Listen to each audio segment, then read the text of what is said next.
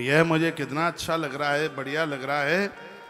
इसमें वर्णन है कि जो चित्रा नक्षत्र में श्राद्ध करे जिनके घर में, और बहू के गर्भ में हो संतान, वह बहू पूर्वजों को प्रणाम कर ले तो उसकी कोख से स्वस्थ पुष्ट और रूपवान संतान का ही जन्म होगा।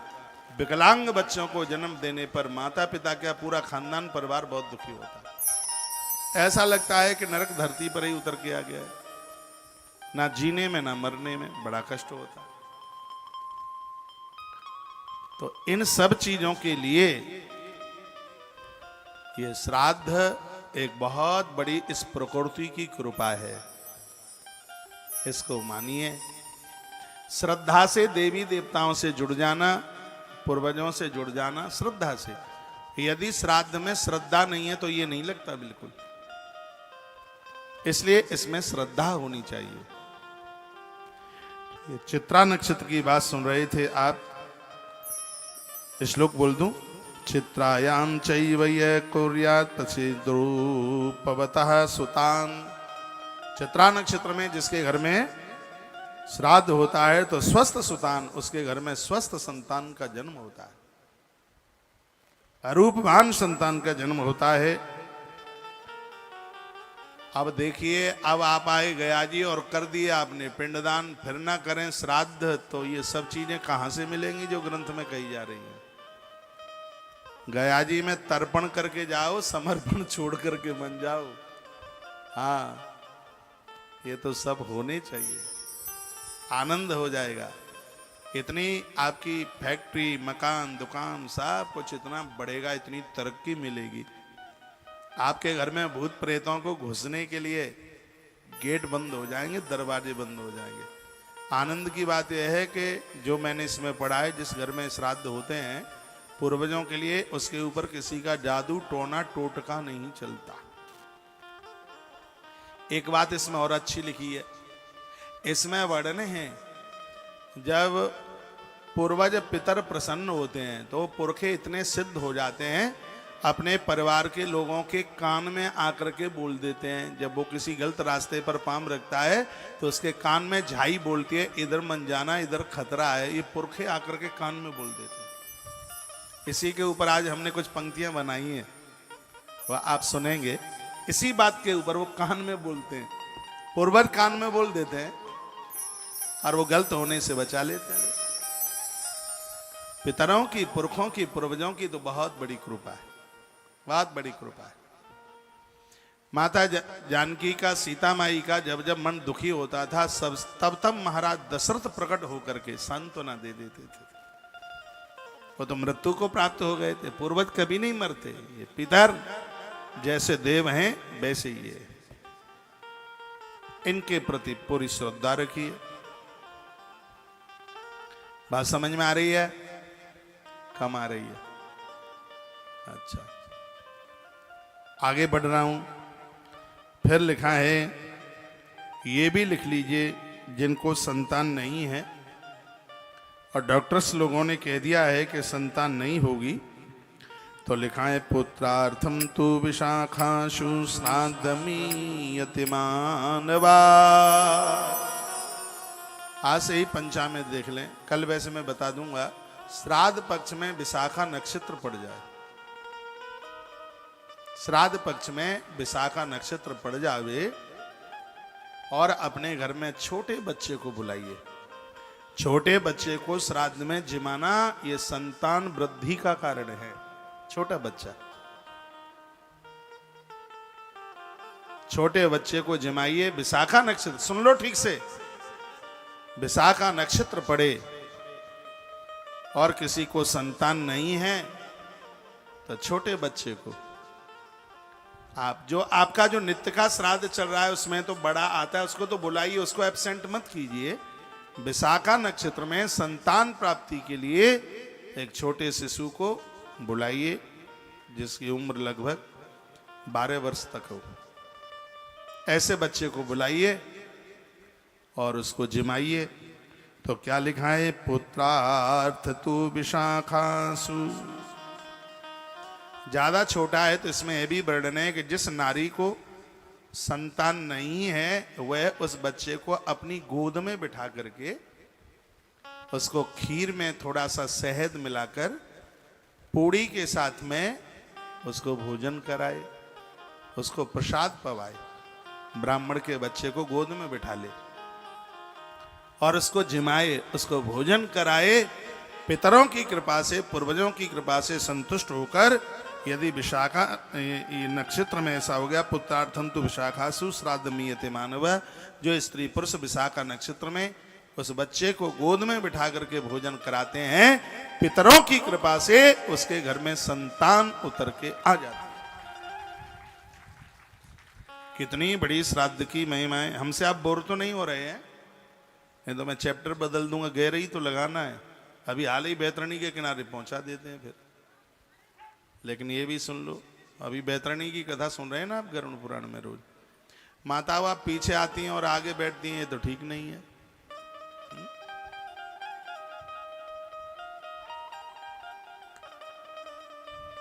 बोलो बांके बिहारी लाल की जय हो। श्री हनुमान जी महाराज की जय हो। जय जय श्री राधे जय श्री राधे श्याम।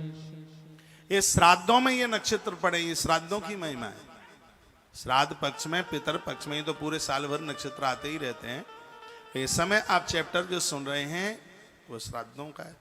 कहीं यही नक्षत्र नवरात्रा में पड़ जाते हैं तो उसके परिणाम और कुछ और होते हैं। ये नक्षत्र कुछ हैं वो दिवाली के दिन हैं, कुछ 9 दिन हैं दीपावली के, बड़े अद्भुत हैं, उस पर भी मैं चर्चा करूंगा। उस समय नक्षत्रों में जो कुछ किया जाता है तो और कुछ होता है उसका परिणाम। तो ये श्राद्धों में जो नक्षत्र पड़ते हैं ये आप सुन लीजिएगा। और मैं यह निवेदन करना चाहूंगा, श्राद्धों में उन्हें जिमाइए जो आपके पूज्य हैं। ठीक है? आपके यहां श्राद्ध पड़ा और आपने देवर के ही बेटे को बुला लिया, क्या मतलब है? आपके यहां श्राद्ध पड़ा, आपने जेठानी के बेटे को बुला लिया, क्या मतलब है उसका? हाँ, इसमें पूज्य आपका भांजा है, भांजा है, बेटी का बेटा है, देवता है, ये पूज्य हैं, वो श्राद्ध में जीमने के अधिकारी है। जिनको आप चरण छू सकते हैं, दक्षिणा देते हैं चरण छू करके। ब्राह्मण बालक, ब्राह्मण युवा, बच्चा, बूढ़ा, ये सब पूज्य है। भले ही छोटा है तो भी वह पूज्य है। पूज्य क्या?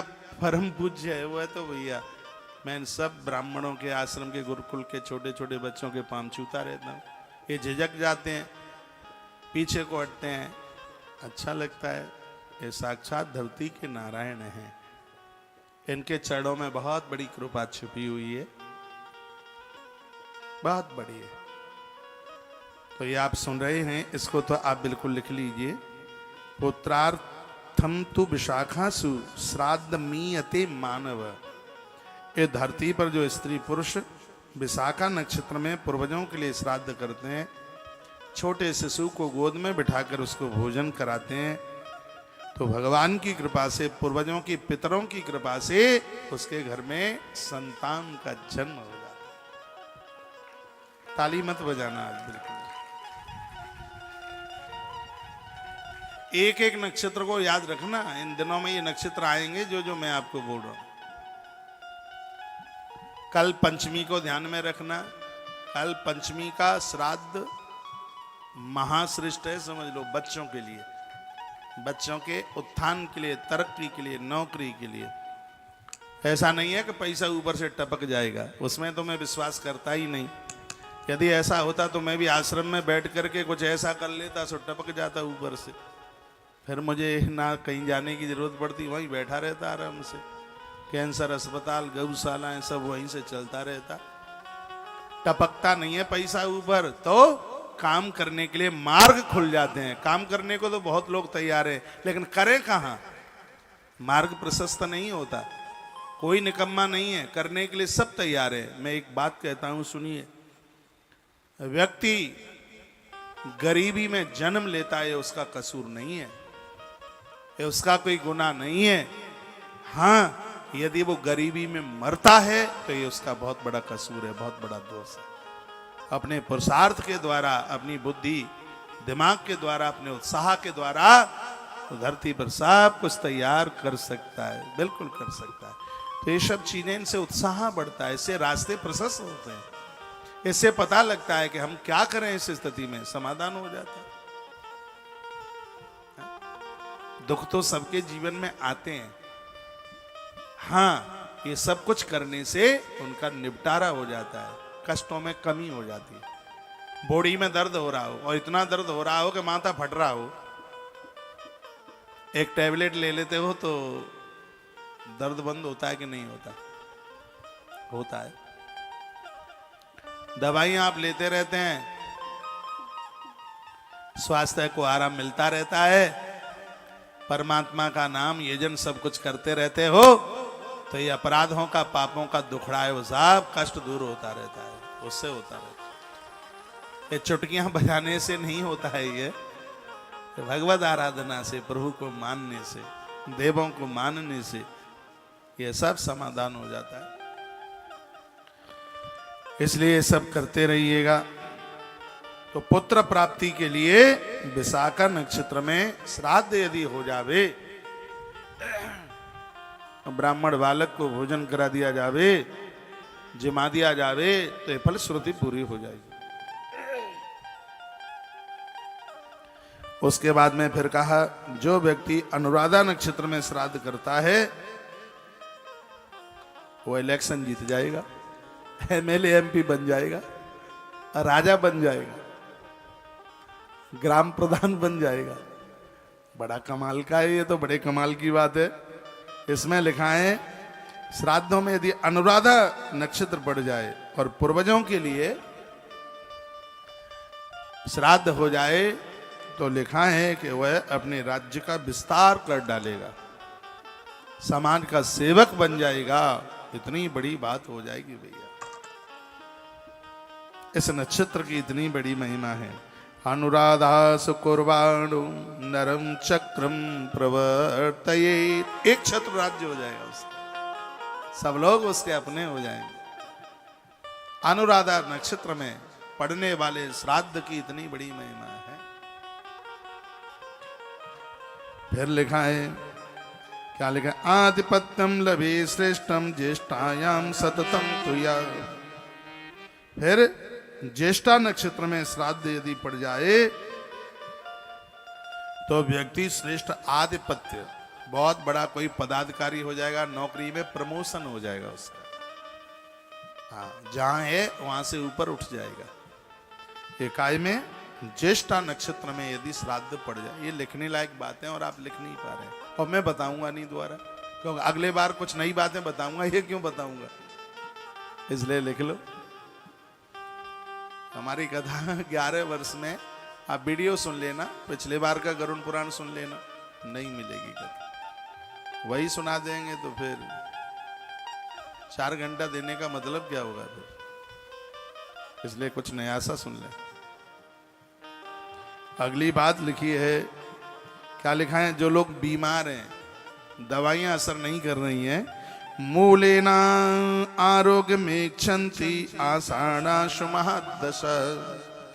वर्णन है, मूल नक्षत्र में श्राद्ध पड़ जाए तो व्यक्ति बीमारी से मुक्त हो जाएगा, उसको आरोग्यता मिल जाएगी। बीमार हैं, दवाई नहीं लग रही। आज मुझे किसी बहन का फोन था, बेचारी बड़ा रो रही थी, सुबह की बात है, 6:45 बजे की। कई दिन से वो फ़ोन उठा लिया, फ़ोन आ रहा था, वैसे मैं इतना जल्दी फ़ोन उठाता नहीं क्योंकि सुबह पूजा पाठ में, पाठ पूजा में होता हूँ। मैंने देखा ये फ़ोन कई दिन से आ रहा है और सुबह ही सुबह आता है, तो मैंने फ़ोन उठाया। 16 साल का वो बच्चा है, वो माँ बड़ी तकलीफ में है, बालक बड़ा परेशान है। यदि वह मुझे सुन पा रही हो, क्या नाम है, निशा अग्रवाल ऐसा कोई नाम होगा, तो इसमें वर्णन है, इसमें लिखा है कि मूले आरोग्य मिक्षंती, यदि श्राद्ध मूल नक्षत्र में पड़ जावे और जिस घर में से पूर्वजों के लिए श्राद्ध होता है उसके परिवार में बीमारी नहीं फैलेगी, रोग नहीं फैलेगा। ये कह दूं 100 बातों की बात, वह परिवार रोग से मुक्त हो जाएगा। मूल नक्षत्र में श्राद्ध पड़ने की इतनी बड़ी महिमा है। ये सब बातें बताऊंगा तभी तो पूरे 16 दिन श्राद्ध करोगे तुम। एक भी दिन छोड़ने के लायक है ही नहीं बिल्कुल। बाहर सुन पा रहे हो, एक एक 2 दिन के लिए आ जाओ गया जी में। कहीं कमरा बमरा ना मिले तो टेंट तो है ही, क्या दिक्कत है। खूब लेट बाथरूम बने इधर, खाने में कोई घाटा नहीं है। भगवान की कृपा से भंडारा चकाचक चल ही रहा है। आश्रम की व्यवस्था में आप रहते हैं तो होटल बोटलों का जो चार्ज हो वो लग जाएगा, और आप अपना सीधा बुकिंग कर लेते हैं तो भी आप आ सकते हैं, पधारिए।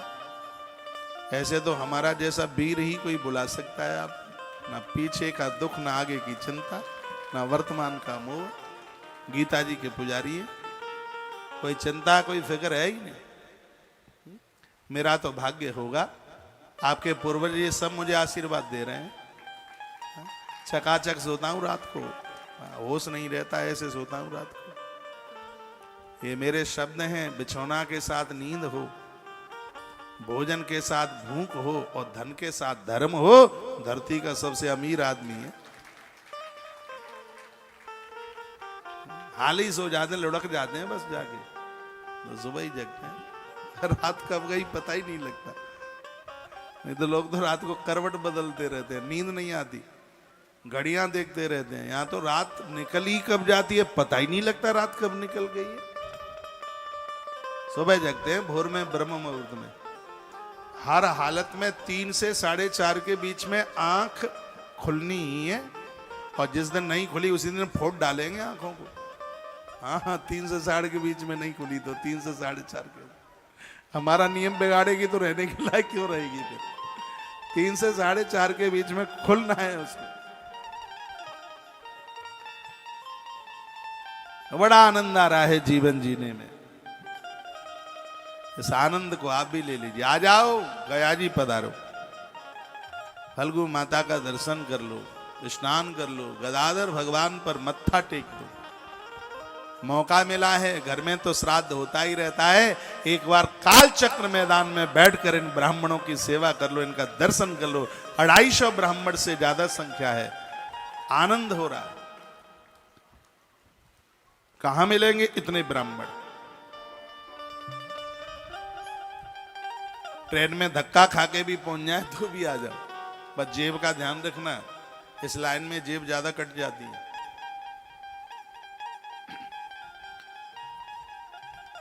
बिहार प्रदेश बड़ा अच्छा है, यहाँ के लोग बहुत अच्छे हैं, बहुत सीधे।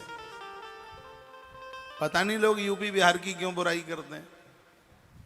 मैं तो 11 साल से आ रहा हूं, इतने अच्छे बढ़िया, इतने अच्छे लोग हैं, इतने बढ़िया लोग हैं। मैं लीपापोती नहीं कर रहा हूं। काल चक्र मैदान से 11 वर्ष में 1 रुपए के सामान की भी चोरी नहीं हुई। ये बहुत बड़ी बात है। बिहार की बुराई करने वाले लोगों, यूपी की बुराई करने वाले लोगों, मैं आपको ही बता रहा हूं, 11वां आयोजन है इस गया जी की धरती पर। 1 रुपए का सामान चोरी में नहीं गया। यहां से सब खुला पड़ा रहता है, चारों तरफ पड़ा है, कहीं कोई चोरी नहीं बिल्कुल। आप चिंता ही ना करना कि हमारा थैला चला जाएगा। अब इसका मतलब ये तो है नहीं कि अब मैंने इतना बोल दिया तो थैला बाउंड्री के उधर पड़ा रहे। ध्यान तो रखना ही पड़ेगा।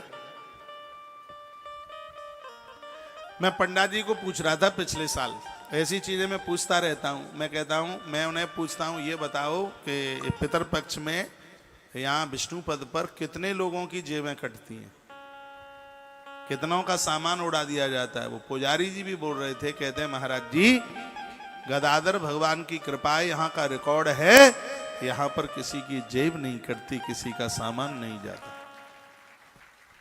मुझे बता रहे थे पिछले साल। आप श्री गया जी पहुंचिए, बड़ा आनंद हो रहा है।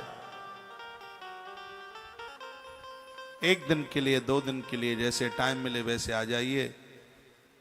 जिनकी पोथियां बैठी हैं वो आ जाइए। 18 तारीख से फिर अद्भुत अनुष्ठान यहाँ होने वाला है। आश्रम के नंबरों पर संपर्क करके रजिस्ट्रेशन नंबर ले लें। बीच में समय मिले तो आ जाना, 1 आध दिन आओगे तो ठीक ही होगा। गौ माता की कृपा से यह अनुष्ठान चल रहा है, थोड़ा गौ माता के लिए भी आपको कुछ करने को सौभाग्य मिल जाएगा, सेवा कार्यों से जुड़ने का आपको मौका मिल जाएगा। और चौथी बात यह है कि 28 महीने से 29 महीने से टीवी के शीशा के बीच में अंदर ही देखते रहे हो, यहां पहुंच जाओगे तो थोड़ा आमने सामने खड़े होकर बात करने का मौका मिल जाएगा।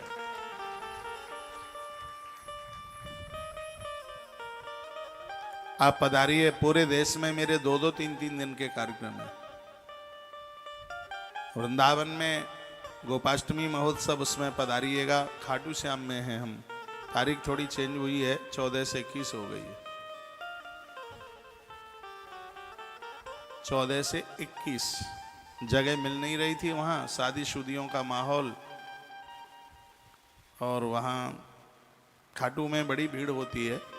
तो ये भी तारीख बढ़िया दिसंबर है, 14 से 21। शादी शुदियाँ कहाँ हैं उस समय, पहले शादियाँ थी इसलिए मिल नहीं रही।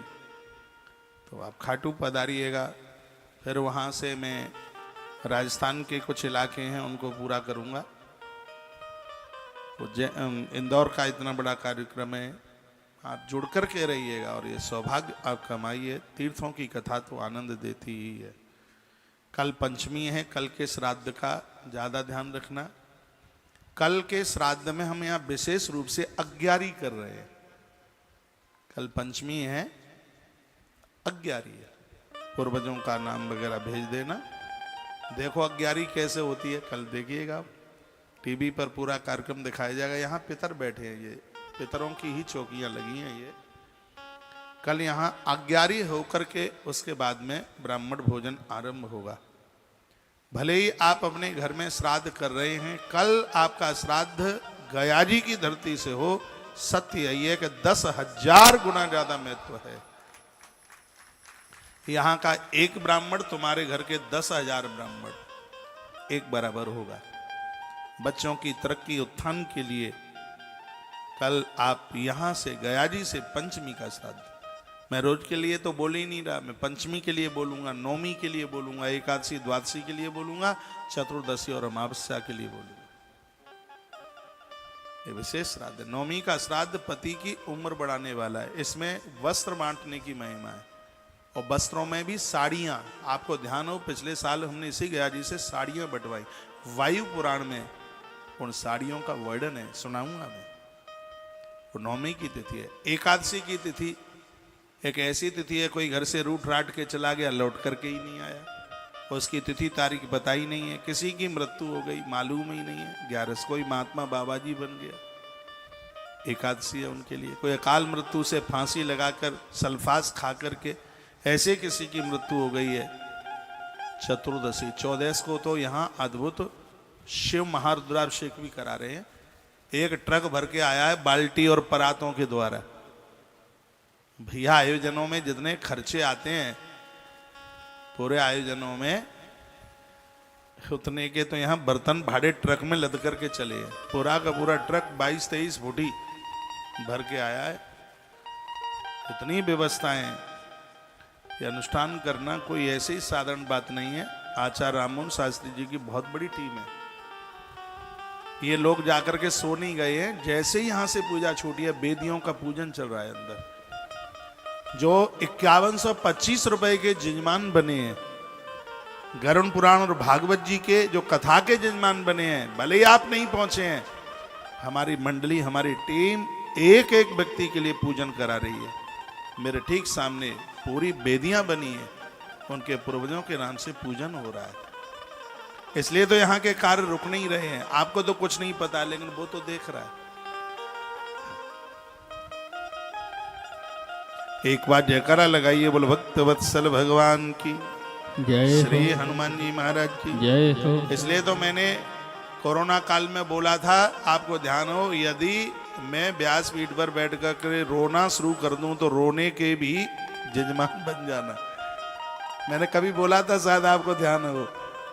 तो जो मैं ये कथा के जो जजमान आप बनते हैं, मैं कोई भी बंदन करूं, प्रणाम करूं, किसी मंदिर जाऊं, दूध पी लूं, पूजा पाठ कर लूं, तो इसका पुण्य किसको लगता है? इसका पुण्य उसको लगता है जो मेरी व्यासपीठ का जजमान बना है, कथा का जजमान बना है, जिसको हमने एक नाम दिया है वेदी जजमान। हमने इन कथाओं को कोई ऐसा एक आयोजक तो बनाया नहीं है। ज्यादातर ऐसे मैं तीर्थों की कथा में आयोजक कम ही बनाता हूं, इसलिए क्योंकि ये सबको सौभाग्य मिल जाए, सबको मौका मिल जाए। तो मैं आपको वहीं कथा की तरफ लेके चल रहा हूँ। आज की कथा बहुत अद्भुत है। कौन से ब्राह्मण को जिमाएं, किसको न जिमाएं, ये सिगरी बातें आज आप इसमें सुनेंगे। आज की कथा छूट गई तो समझ लो 20 तोले की चैन कट गई कम से कम। आज की कथा मन छोड़ देना। जैसे ही 1 बजे तत्काल तुलसी तपोवन यूट्यूब चैनल पर जुड़कर, तुलसी तपोवन यूट्यूब चैनल पर जुड़ के कथा जरूर सुना करें, क्योंकि हमें गाड़ी की किस्त भरनी पड़ती है इसलिए, और वो उसी से पूर्ति होती है। ठीक है, हाँ, उसी के चेक बैक लगा रखे हैं, उसमें जो पैसा आता है। अब और तो हमारे पास है नहीं, कहाँ से करें, कहाँ से लाएं। तो मुझसे ऐसा बनता नहीं है कि आप धर्म के लिए धन दें और उसके ऊपर हम मटर गश्ती करें। मुझ जैसा आदमी तो कभी नहीं कर पाएगा। अपराधों से बहुत भय डर है। तो जैसे ही 1 बजता है और आप तत्काल, इधर मैं कीर्तन उस समय कराता हूं, तब तक आप तुलसी तपोवन यूट्यूब चैनल पर जुड़ करके, और जब तक कथा चलती है पूरी कथा को सुना करें। आज की कथा बड़ी अद्भुत है, और हो सकता है आज कथा वहां तक पहुंच जाए कि किसी का पंचकों में मरण हो जाए, तो उस दोष से निवृत्ति के लिए क्या करें। नहीं तो जो व्यक्ति मरा है पंचक में, यदि पंचक में अंतिम संस्कार कर दिया तो 4 को और बुला लेता है। ऐसा गरुड़ पुराण के अंतर्गत लिखा है। और ये सब जानकारियां होनी चाहिए। वो 5 में एक ही घर में नहीं, वो अपने मामा, मौसी, बुआ, ये सब उसी में आ जाता है। तो ये सब कहीं न कहीं किसी की मृत्यु हो सकती है उसमें, तो उसका भी समाधान है ग्रंथ में। तो ये आप सुनेंगे। मैं एक बार फिर कहूँ, कल पंचमी के श्राद्ध के लिए आज ही आप संपर्क कर लें। आज आप सुनेंगे घी और चीनी के दान की कितनी बड़ी महिमा। आपको तो मेरे लिए ताली बजानी चाहिए, जो आपको पता नहीं है और वो हम आपसे करवाने में लगे। मुझे 28 साल कथा कहते हो गई, एक सेठ को बोल दूं 100 कुंटल चीनी का ट्रक भेज देगा पूरा। मेरी क्या कर्ज पड़ी है कि तुमसे 1000 रुपए की चीनी मांगू। लेकिन हृदय की भावना यही है, 100 कुंटल चीनी देकर इसका पुण्य एक व्यक्ति को नहीं, फिर 25-25 किलो चीनी देकर के पुण्य आप सबको प्राप्त हो। दुनिया की भावना कैसी हो, मेरी तो भावना ऐसी है। मैं एक आदमी को बोल दूं महाराज 500 पीपे भेज देगा घी के, लेकिन मुझे उन 500 से ज्यादा आपका 1.25 किलो ज्यादा बढ़िया लगता है। पता नहीं क्यों, मुझे कौन सी माटी का बनाया है, मेरा तो विश्वास। और मुझे कहते हैं, मुझे बोलते हैं महाराज ये आटा कितना भेज दें है और सामान कितना भेज दें। पता नहीं, मेरे अंदर से आवाज ही नहीं निकलती। आप सब थोड़ा थोड़ा करते हैं, इसमें बड़ा आनंद होता है, और इससे आप भी राजी हैं, इससे आप भी खुश हैं। ऐसी बात नहीं है, आपको भी लगता है कि इतने लोग भोजन कर रहे हैं, भंडारा चल रहा है, इसमें एक अंश हमारा भी लगा है। खुशी तो आपको भी होती होगी, प्रसन्नता आपको भी होती है। आप यहाँ देख रहे हैं, किसी के लिए कोई रोक तो है नहीं, कोई भी आए, कोई पूछता ही नहीं है कि आप कहाँ से आए। कल गुवाहाटी से मेरे पास में कुछ भक्त लोग खड़े हुए थे, बोले महाराज जी आप तो हमारे यहाँ गुवाहाटी में आ ही रहे हैं, मन गदगद हो गया है आज यहाँ पहुँच करके। जो आप बोलते हैं उसमें कोई भी किंतु परंतु नहीं है, उससे भी ज़्यादा यहाँ देखने को मिल रहा है। जो बोलते हैं उससे तो बहुत ज़्यादा है। जो माहौल यहाँ का बना है वृंदावन में और ज़्यादा अच्छा लग रहा है। धूम मची है ब्राह्मणों की, इतना बड़ा आयोजन भंडारा वहाँ चल रहा है श्राद्ध पितरपक्ष में। इन सब चीज़ों में हमारी खुद की श्रद्धा है, इनमें विश्वास है। तो मैं आप सभी देशवासियों को एक बार फिर सबको कहना चाहूँगा, एक एक दिन की पूजा में सुबह से लेकर रात्रि तक पूरी पूजा, ब्राह्मण भोजन, दक्षिणा, ये सब उसमें कितना 2100 रुपया है। 16 दिन के लिए 3125 रुपये। आप कहोगे कि जो दिन निकल गए, निकल कैसे जाएंगे? मैं निकलने दूंगा तब निकलेंगे ना। श्राद्ध इसका सब पूर्ण संकल्प तो 25 तारीख को करूंगा, और मेरे पास तो ऐसा भी संकल्प है कि जिसका पुण्य 10 तारीख से ही आपको प्राप्त होगा। ये पक्की बात है, हाथ उठा करके बोल रहा हूँ ये बात। कोपड़ आदमी तो हूँ नहीं, दिन रात किताबें पढ़ता रहता हूँ, ग्रंथ पढ़ता रहता हूँ। हमने ऐसी भी तो पोथी बिठा रखी है, हो सकता है कि झमेले में किसी का नाम चूक जाए और हमारे इन पहलवानों ने किसी को रजिस्ट्रेशन नंबर ना दिया हो और कहीं मेरे पास में फोन आ जावे कि महाराज जी हमें रजिस्ट्रेशन नंबर नहीं मिला, तो उसके लिए भी हमने 14-15 पोथी एक्स्ट्रा बचा करके रखी है जिनको हमने किसी का भी नाम गोत्र दिया ही नहीं है, और वो 25 तारीख को दे देंगे, या ये पोथी पूरी होगी 17 तारीख को तब देंगे। ये सब विधान है, ये सब विधान से होता है। तो ये इतना आनंद हो रहा है, आप पूरा 16 दिन का यदि आपके ऊपर लोड नहीं पड़ता है तो 6,000 रुपए की जो आहुति डाल करके इतना आनंद हो कमाल की बात है। आज की कथा में आप सुनेंगे कि घी के द्वारा होने वाला श्राद्ध, उसकी कितनी बड़ी महिमा अपने आप में है। जो श्रोता आ रहे हैं उनको जगह दीजिए, इधर 1 बजेगा और मैं एक छोटा सा कीर्तन, आज हमने कुछ पंक्तियां बनाई हैं ना कीर्तन की, वो भी आप जरूर सुन लीजिएगा। बाहर टीवी पर सुनने वाले लोग 9:30 बजे से पहले अपनी टीवी शुरू कर लिया करें, क्योंकि आपकी 1 बजे के बाद की जो कथा छूटती है, मोबाइल की व्यवस्था नहीं है, नेट की व्यवस्था नहीं है, तो कम से कम दूसरे दिन 9:30 बजे उस कथा को तो आप सुन सकते हैं, तो उसको आप जरूर सुनिए। आज आचार्य जी ने एकादशी के बारे में आपको यहाँ से अनाउंस किया है। श्रीधाम वृंदावन में जो 11 का उद्यापन होता है कार्तिक के महीने में, देखिए इतने लंबे समय तक व्रत करने के बाद उसका उद्यापन ठीक से ना हो, अरे इतना व्रत 11 का किया है तो उसका उद्यापन ठीक से हो। पिछले साल भी 5300-5400 ब्राह्मण थे भोजन करने वाले, प्रसाद करने वाले, पूरा आयोजन में तो 10,000 लोग थे। इतना बड़ा आयोजन होता है, छोटा मुंह बड़ी बात नहीं। जो लोग इस अनुष्ठान को देखते हैं वो अगली साल 4-4 को जाके कहते हैं कि एकादशी का उद्यापन कराना हो तो तुलसी बनास वृंदावन जाना।